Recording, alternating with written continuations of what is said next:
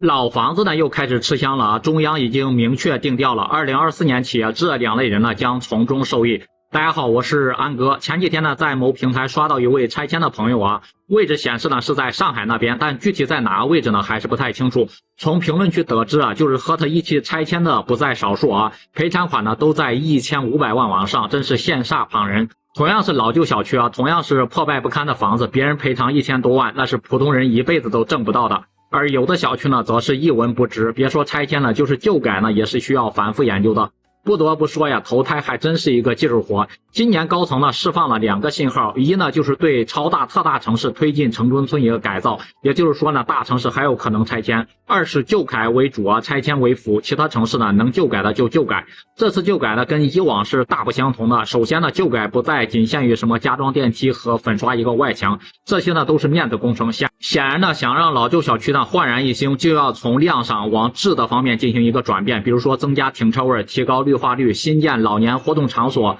更改那些管道了、电线等等啊。其次就是政府呢参与度的一个提高，最具代表的就是加装电梯了。以前呢是需要整栋楼2/3的业主同意才能够加装，但是在加装的过程当中肯定会受到1楼、2楼的一个阻挠，这样就达不到2/3的一个要求了。所以说加装电梯效率非常低，因此政府介入引导之后呢，就大大提高了效率，还能够呢监督和保障旧改的一个质量。3呢就是房企的参与旧改啊，房企做建筑呢那肯定是专业的，如今呢新房市场不景气，如果房企呢能够参与到旧改，那就能够解决到资金链紧张的一个问题。综合以上信息啊，新模式旧改下呢有2个人群呢能够从中受益，一个就是住户啊，房子翻新改造之后呢，居住体验呢肯定会提升，而且呢房子还升值了，虽然说不是拆迁，但是呢也能够受益匪浅。二就是参与旧改的一些企业，旧改规模大，能够解决很多就业问题，企业呢也能够维持生计，比如说电气公司、油气公司、电工等等啊，在楼市不景气的一个情况下，通过旧改呢能够解决这些人的一个收入问题和就业问题。